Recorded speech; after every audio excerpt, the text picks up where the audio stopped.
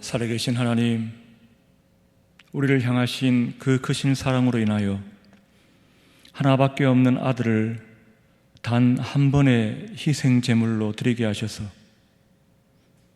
저희들이 시온산에서든지 그리심산에서든지 어디서든지 영과 진리로 예배할 수 있도록 허락하신 놀라운 은혜에 감사를 드립니다. 아버지 하나님, 원하옵기는 이 시간도 예배당에서 예배하든지 영상으로 예배하든지 영과 진리로 예배할 수 있는 동일한 은혜를 허락하여 주시옵소서. 감사를 드리옵고 반드시 다시 오실 예수님의 이름으로 기도하옵나이다. 아멘.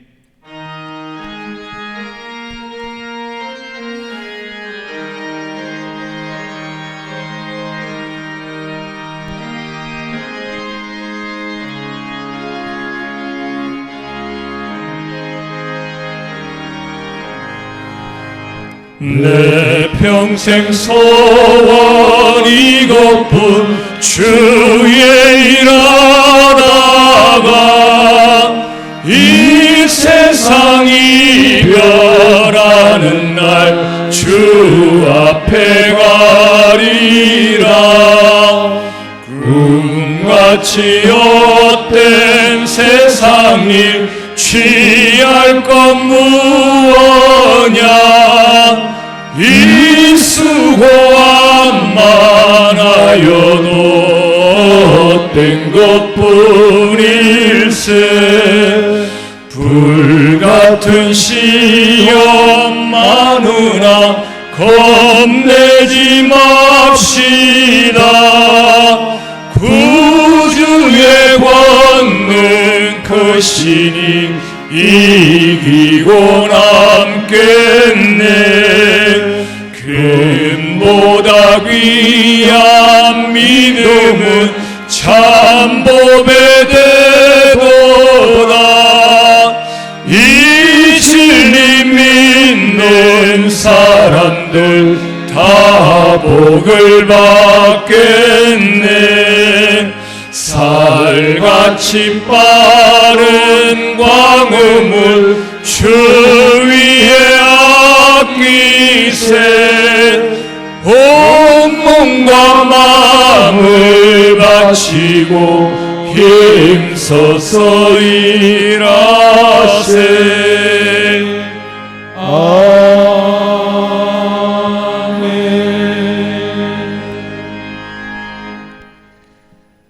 사랑과 은혜가 풍성하신 하나님 아버지, 끝없이 계속되어지는 온역으로 인하여 이 시간 우리의 약함을 돌아보며 회개합니다.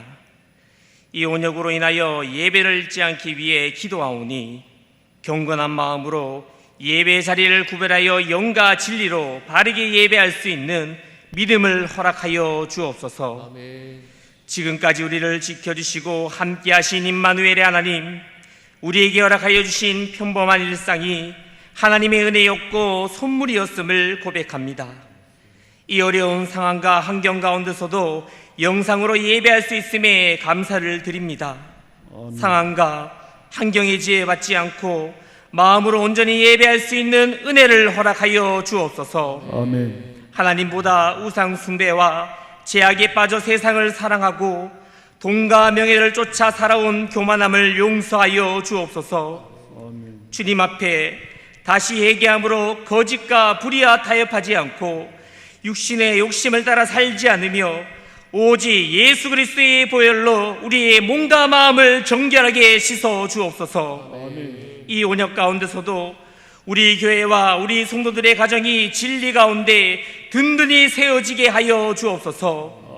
질병의 위협과 경제적인 어려움 가운데 다시 세워지고 채워지는 은혜를 경험하게 하여 주옵소서. 특별히 이 어려움으로 인하여 교회가 분열되거나 하나님의 영광을 가리지 않도록 우리의 마음을 성령으로 굳게 붙잡아 주셔서 믿음의 담력을 얻어 성령이 하나 되게 하신 것을 힘써 지켜나가며 잘 훈련된 그리스도의 제자로 하나님의 나라의 건세를 나타내는 교회가 되게 하여 주옵소서. 사랑의 하나님, 우리 가정을, 우리 교회를, 우리 나라를 깨우는 성도가 되게 하여 주옵소서. 여전히 회개하지 못했던 굳은 마음과 중단된 기도와 인색해진 감사의 생활과 하나님 앞에 식어버린 사랑을 회복시켜 주옵소서. 다시 하나님 앞에 고람되어 삶으로 사명을 감당하며 힘써 나아가는 믿음의 담력을 허락하여 주옵소서. 이 시간 말씀을 전하시는 목사님을 통하여 우리의 마음이 열리게 하시고 생명의 말씀을 통해 우리의 심령이 새로워지는 은혜를 허락하여 주옵소서. 언제나 어디서나 예배자로 믿음으로 승리하게 하실 것을 믿사오며 반드시 다시 오실 예수님의 이름으로 기도하옵나이다. 아멘.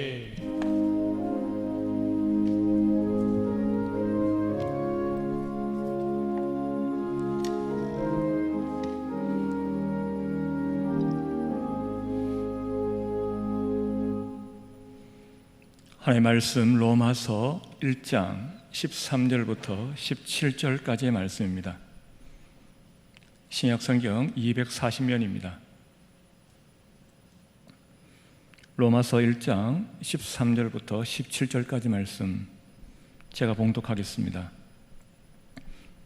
형제들아, 내가 여러 번 너희에게 가고자 한 것을 너희가 모르기를 원하지 아니하노니 이는 너희 중에서도 다른 이방인 중에서와 같이 열매를 맺게 하려 함이로되 지금까지 길이 막혔도다.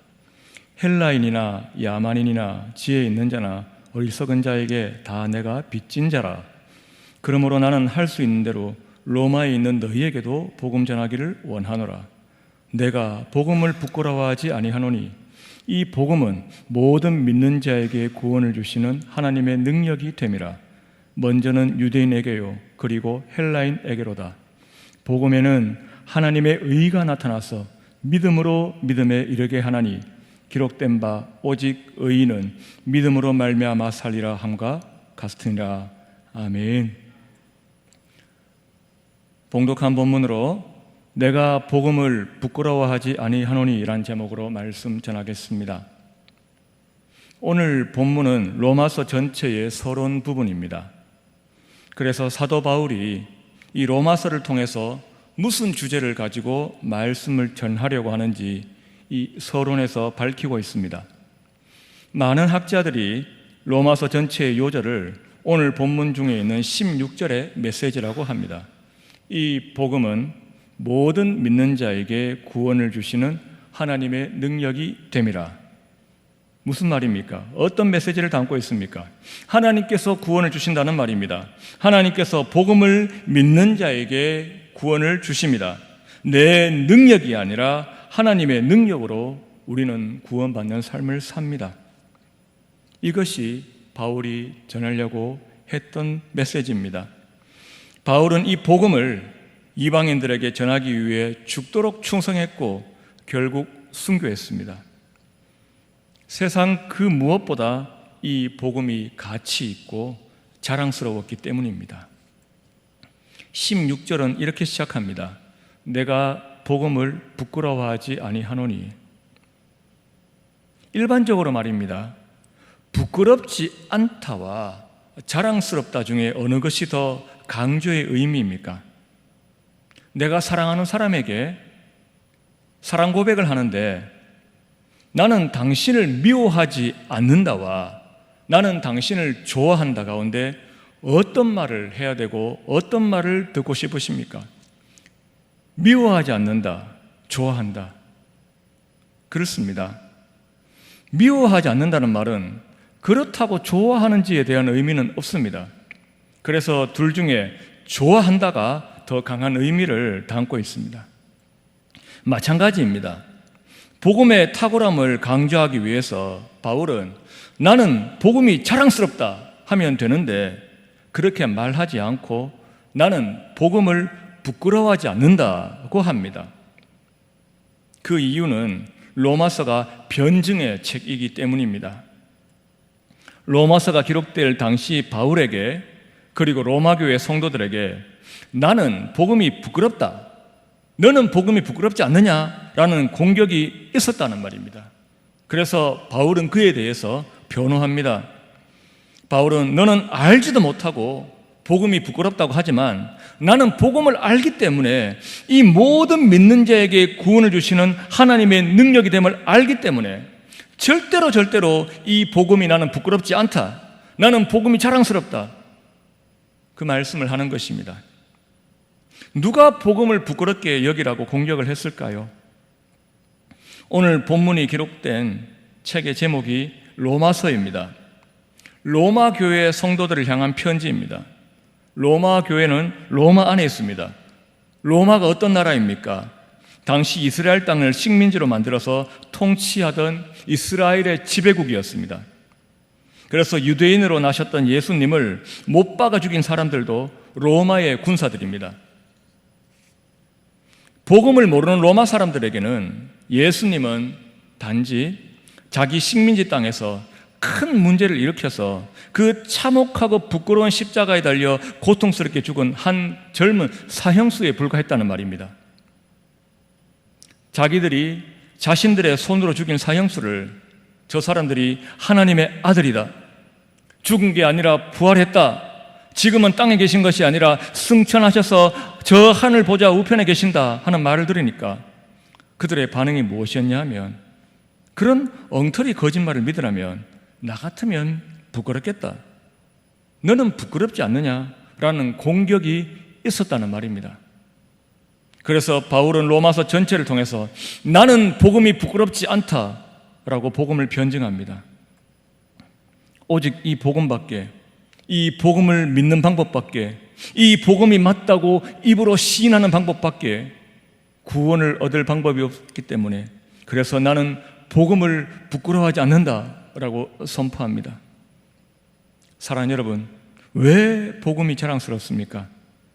복음밖에 구원을 줄 수 있는 것이 세상 그 아무것도 복음밖에 없기 때문입니다. 우리는 구원받는 것이 세상 그 무엇보다 가장 가치 있고 중요하고 자랑스러운 일입니다. 구원이 무엇인가에 대해서 바울은 로마서 전체에서 말씀하지만 먼저 10장 10절부터 13절까지 말씀을 함께 보겠습니다.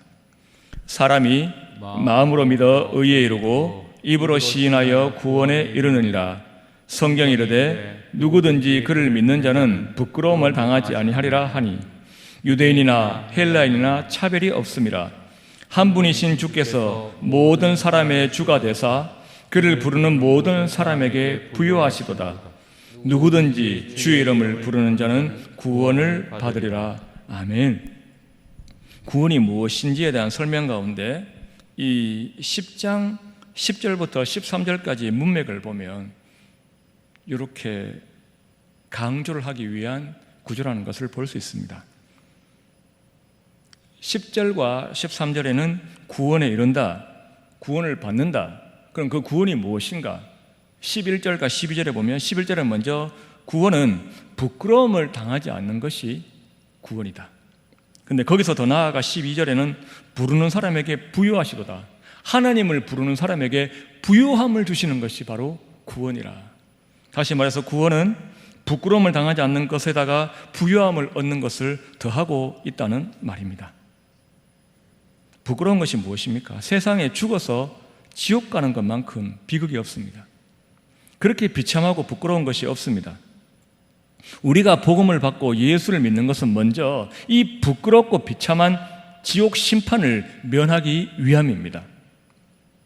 11절에 성경이 이르되 누구든지 그를 믿는 자는 부끄러움을 당하지 아니하리라. 예수를 믿어야지 구원받아서 이 비참하고 부끄러운 지옥 심판을 면합니다. 이것이 복음입니다. 우리는 지옥 가기 싫어서 복음을 믿고 예수를 믿는 것입니다. 그런데 이것이 전부가 아닙니다.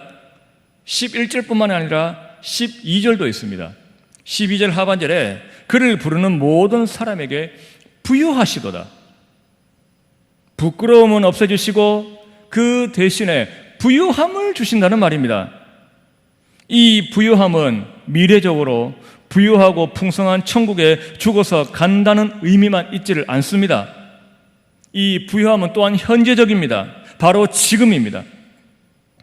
예수님을 믿으면 부요하신 하나님께서 예수님의 이름으로 구하면 온갖 부유하고 풍성한 것을 우리에게 주시기 때문입니다. 믿으시기를 바랍니다.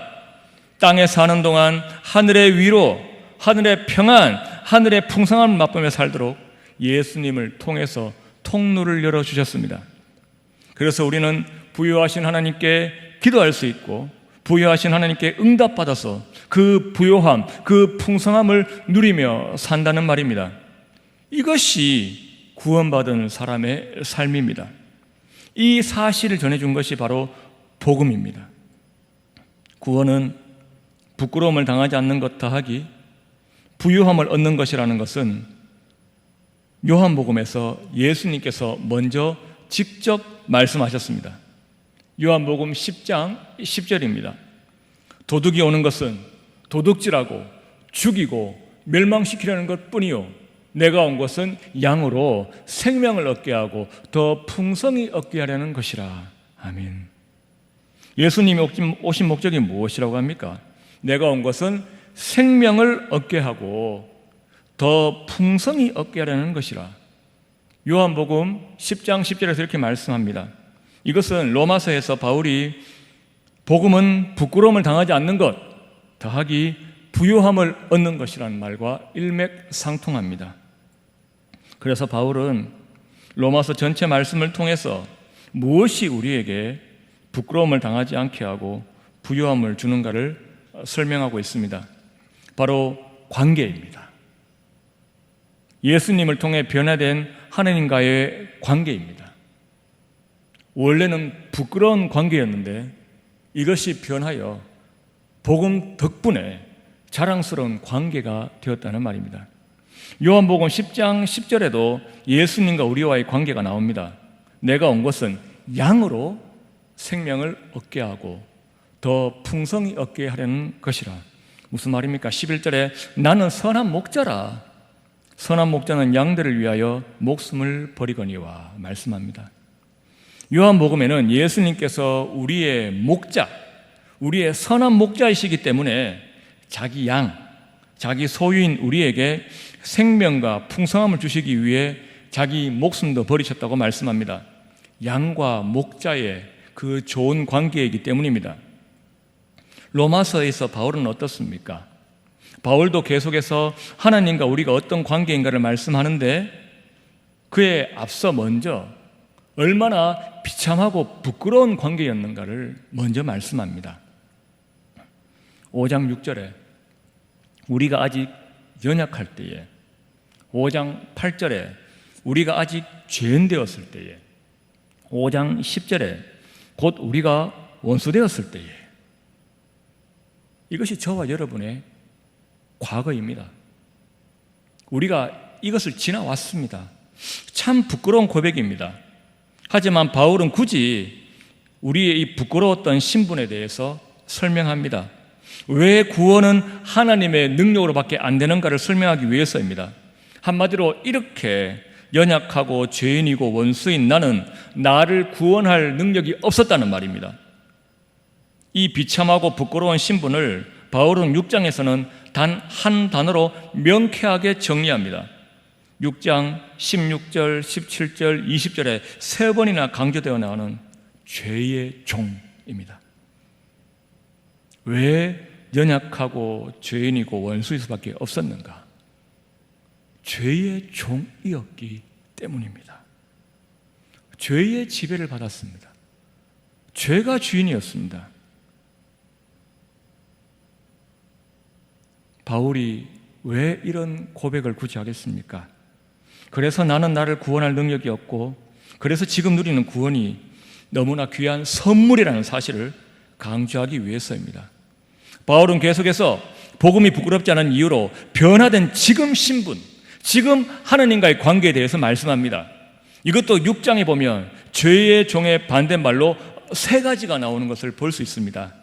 6장 16절 하반절에 보면 혹은 죄의 종으로 사망에 이르고 혹은 순종의 종으로 의에 이르느니라. 18절에 죄로부터 해방되어 의에게 종이 되었느니라. 22절에 그러나 이제는 너희가 죄로부터 해방되고 하나님께 종이 되어 라고 말씀합니다. 과거의 부끄러운 관계, 부끄러운 신분이 아니라 현재 자랑스러운 하나님과의 관계, 우리의 신분 세 가지입니다. 순종의 종, 의의 종, 하나님의 종입니다. 이것이 지금 우리가 누리고 있는 영광스러운 신분입니다. 얼마나 자랑스럽습니까? 요약하면 세상에는 딱 두 가지 종류의 신분밖에 없고 하나님과의 관계가 없습니다. 죄의 종이냐, 하나님의 종이냐, 둘 중 하나입니다. 6장 22절 말씀을 다시 보면, 그러나 이제는 너희가 죄로부터 해방되고 하나님께 종이 되어 라고 말씀합니다. 죄로부터 해방되어 죄와 상관없는 사람이 되었다는 말입니다. 하나님의 종은 더 이상 죄의 지배를 받지 않습니다. 죄의 종에서 해방되는 방법은 하나님의 종이 되는 방법밖에 없습니다. 죄의 종으로 살다가 지옥 심판받는 그것을 면하는 방법은 하나님의 종으로 사는 방법밖에 없습니다. 중간지대는 없습니다. 죄의 종은 당연히 땅에 사는 동안도 예수님이 주시는 부요함, 이 풍성함을 모르고 살다가 죽어 부끄러운 심판받습니다. 비참한 심판받습니다. 하지만 복음을 믿고 구원을 얻은 하나님의 종들은 부끄러움이 물러가고 부요함을 얻습니다. 이것이 복음입니다. 이제는 하나님의 종으로서 부요함을 누립니다. 그런데 이것이 복음의 전부가 아닙니다. 우리의 신분은 하나님의 종에서 끝이 아니란 말입니다. 로마서가 반지라면 그 가운데 가장 빛나는 보석이 8장이라고 학자들이 말합니다. 제가 읽어보니까 그 8장 가운데 가장 빛나는 보석의 가장 빛나는 부분이 14절부터 16절까지라고 말씀드릴 수 있습니다. 무릇 하나님의 영으로 인도함을 받는 사람은 곧 하나님의 아들이라. 너희는 다시 무서워하는 종의 영을 받지 아니하고 양자 영을 받았으므로 우리가 아빠 아버지라고 부르짖느니라. 성령이 친히 우리의 영과 더불어 우리가 하나님의 자녀인 것을 증언하시나니 라고 말씀합니다. 15절을 보십시오. 너희는 다시 무서워하는 종의 영을 받지 아니하고 더 이상 종이 아니란 말입니다. 양자의 영을 받았으므로 라고 선포합니다. 하나님의 종에서 머무는 것이 아니라, 그래서 주인이신 하나님을 무서워하며 사는 신분에 머무는 것이 아니라 그저 죄의 결과인 죽음의 멸망을 면했구나, 그 정도로 감사하는 것이 아니라 이제 우리는 양자의 영을 받았다고 합니다. 주님은 우리를 입양하셨습니다. 그래서 하나님의 양아들, 양딸 삼으셨습니다. 이제 우리의 신분은 하나님의 종이 아니라 하나님의 자녀인 것입니다. 하나님의 자녀의 증거가 무엇이라고 말씀하십니까? 15절 하반절에 우리가 아빠 아버지라고 부르짖느니라. 바로 기도입니다. 아빠 아버지라고 부르짖을 수 있는 기도입니다. 우리가 죽어서 심판대 앞에 서야지 우리의 신분이 그때 드러나는 것이 아니라 바로 지금 하나님께 아빠 아버지라고 기도할 수 있는 이 특권이 우리가 하나님의 아들, 하나님의 딸 된 복된 관계, 복된 신분, 자랑스러운 관계, 자랑스러운 신분이라는 말입니다. 그래서 우리는 부유하고 풍성한 삶을 살 수 있습니다. 예수님께서는 산상수훈 가운데 마태복음 7장 11절 말씀에서 말씀하셨습니다. 너희가 악한 자라도 좋은 것으로 자식에게 줄 알거든 하물며 하늘에 계신 너희 아버지께서 구하는 자에게 좋은 것으로 주시지 않겠느냐. 우리가 아빠 아버지를 부르며 구하면 하나님은 자식인 우리에게 좋은 것 주신다고 약속하십니다. 그 좋은 것은 한계가 없습니다. 왜냐하면 이미 아들까지 주셨기 때문입니다. 8장 32절 말씀에, 로마서 8장 32절에 자기 아들을 아끼지 아니하시고 우리 모든 사람을 위하여 내주시니까 어찌 그 아들과 함께 모든 것을 우리에게 주시지 아니하겠느냐 말씀합니다. 예수님을 주셨던 그 사랑으로 우리에게 필요한 모든 것을 주신다고 하십니다. 일부분이 아닙니다. 약간이 아닙니다. 모자라게도 아닙니다. 겨우도 아닙니다. 모든 것을 풍성하게 부유하게 주십니다. 하나님이 아빠이시고 우리가 아들이고 우리가 딸이기 때문입니다. 내가 기도할 뿐 아니라 또한 지금도 우리를 사랑하셔서 우리를 위해 좋은 것을 허락하시라고 하나님 우편에서 간구하시는 예수님이 또한 계시기 때문에 우리에게 좋은 것 주십니다. 8장 34절 하반절에 그는 하나님 우편에 계신 자요 우리를 위하여 간구하시는 자신이라. 바로 지금 현재 일어나고 있는 일입니다. 이렇게 아버지 하나님도 우리를, 아들 예수님도 우리를 넘치도록 사랑하십니다. 왜 그렇습니까? 우리와의 관계, 우리와의 신분 때문입니다. 과거에 우리는 연약했고 죄인이었고 원수였습니다. 한마디로 우리는 죄의 종이었습니다. 지금 그리고 앞으로 우리는 순종의 종, 의의 종, 하나님의 종일 뿐만 아니라 더 나아가 하나님을 아빠라 부를 수 있는 하나님의 자녀입니다. 그래서 더 이상 연약하지 않습니다. 더 이상 죄인이 아닙니다. 더 이상 원수가 아닙니다.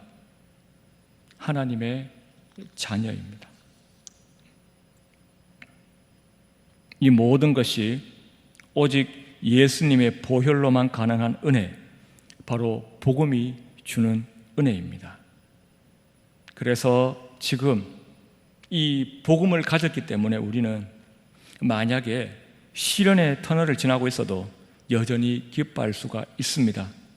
하나님이 그렇게 나를 사랑하시기 때문에 시련도 나를 사랑하셔서 내게 유익하라고 주신 것이고 이 시련 끝에는 결국 좋은 것을 주신다는 소망이 있기 때문입니다.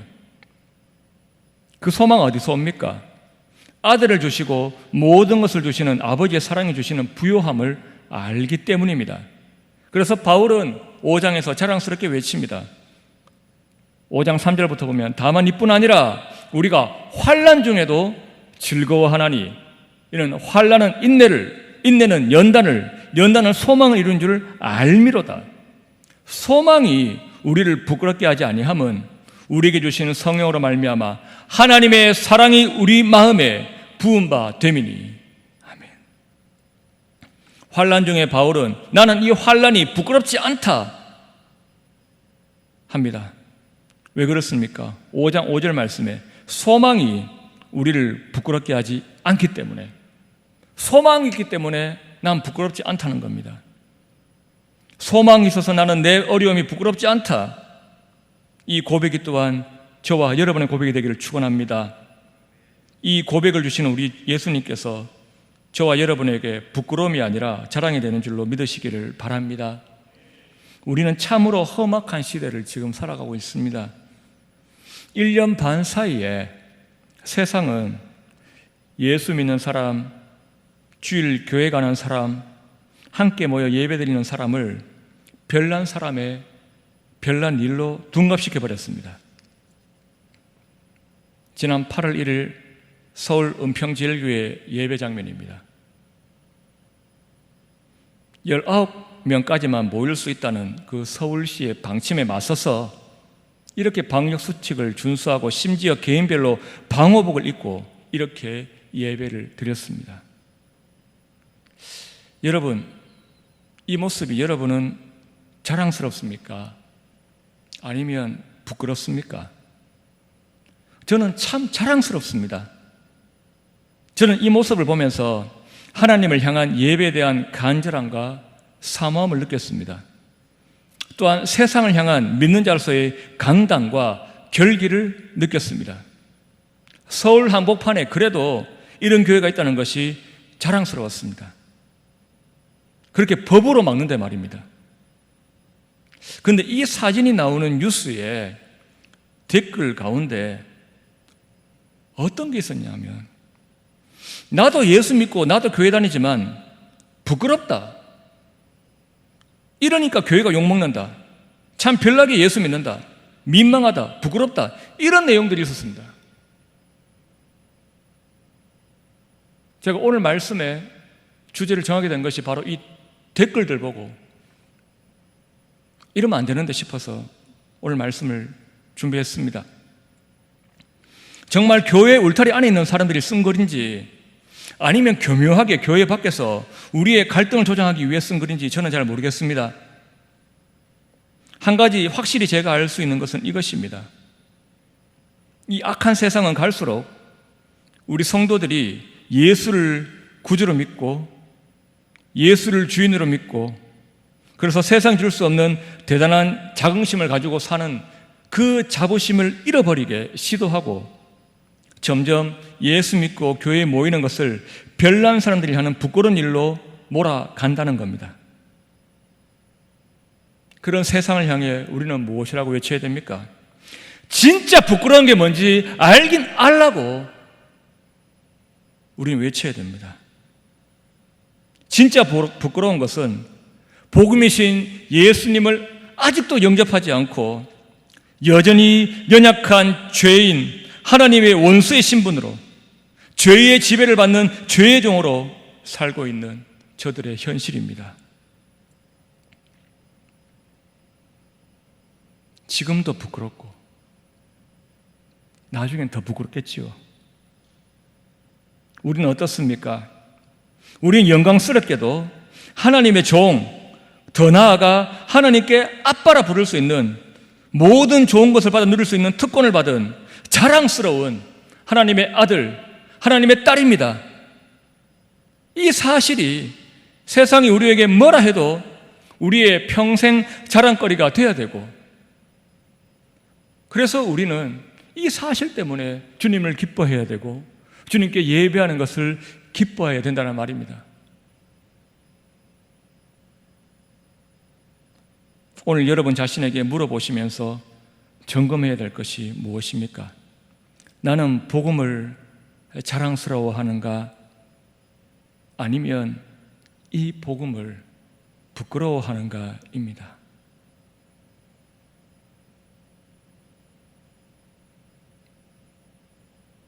차별금지법을 반대하는 우리 한국 교회들을 향해서 이기적이라고 부끄러운 줄 알라고 그들은 우리를 비판합니다. 하지만 우리가 이기적인 것이 아니라 진리가 우리밖에 없기 때문에 우리는 그렇게 외칠 수밖에 없습니다. 우리의 복음이 워낙 자랑스럽기 때문입니다. 그래서 우리는 차별금지법을 반대하는 우리는 부끄럽지 않습니다. 자랑스럽습니다. 나는 하나님의 자녀답게 사는가? 여전히 죄의 종처럼 사는가? 나는 복음을 자랑스러워하는가? 아니면 이 복음을 부끄러워하는가? 다시 말해서 나는 하나님의 자녀답게 사는가?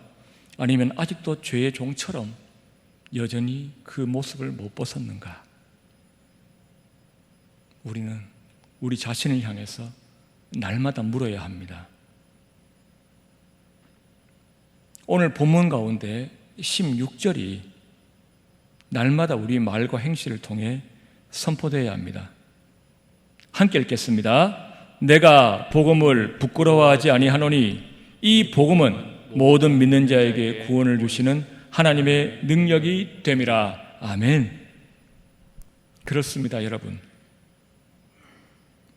아무쪼록 우리 하원 성명교회 성도님들은 이 험한 세상을 살아가는 동안 끝까지 복음을 절대로 부끄러워하지 말고 우리의 이 영광스러운 신분을 자랑하고 나를 위해 지신 예수님의 십자가를 자랑하고 내가 받은 구원을 자랑하며 복음을 자랑하고 사시기를 우리 주님의 이름으로 축원합니다. 아멘. 기도하겠습니다. 살아계신 하나님, 참 감사드립니다. 아버지 하나님, 우리의 비참했던 부끄러웠던 과거를 알기에 주님 감사드립니다. 그 부끄러움에서 건져주신 은혜에 감사드립니다. 아버지 하나님, 이 영광스러운 하나님의 아들, 하나님의 딸의 신분 주신 것 감사드립니다. 아빠라 부를 수 있는 관계 주신 것 감사드립니다. 복음을 모르고 이 복음의 비밀을 모르고 부끄러운 줄 모르고 살아가는 저들을 구원할 수 있는 믿음의 담력을 저희들에게 허락하여 주옵소서. 감사를 드리옵고 다시 오실 예수님의 이름으로 기도하옵나이다. 아멘.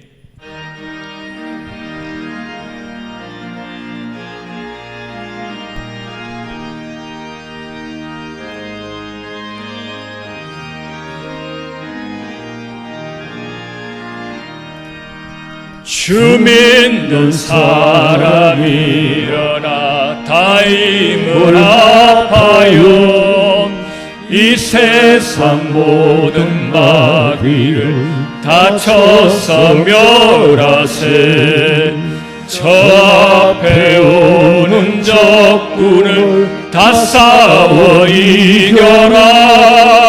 주 예수 믿는 힘으로 온 세상 이기네. 믿음 이기네. 믿음 이기네. 주 예수를 믿음이 온 세상 이기네. 온 인류 마귀 괴율로 큰 죄에 빠지니 진리로 띠를 띠고서 늘 기도 드리세. 참 믿고 의지하면서 겁없이 나갈 때 주 예수 믿는 힘으로 온 세상 이기네. 믿음 이기네. 믿음 이기네. 주 예수를 믿음이 온 세상 이기네. 끝까지 이긴 자에게 흰 옷을 입히고 또 영생 복을 주시니 참 기쁜 일일세. 이 어두운 세상 지나서 저 천성 가도록 주 예수 믿는 힘으로 온 세상 이기네. 믿음 이기네. 믿음 이기네. 주 예수를 믿음이 온 세상 이기네. 지금은 우리 주 예수 그리스도의 크신 은혜와 하나님 우리 아버지의 말로 닿을 수 없는 극진하신 사랑하심과 성령 하나님의 교통하심과 위로하심이 복음을 부끄러워하지 아니하고 하나님의 아들, 하나님의 딸의 신분을 자랑스러워하며 선포하며 살아가기를 소망하는 사랑하는 성도들의 머리 위에, 저들의 자녀들 위에, 가정 위에, 직장과 사업장 위에, 마음의 소원들 위에 이제로부터 영원토록 항상 함께 있을지어다. 아멘.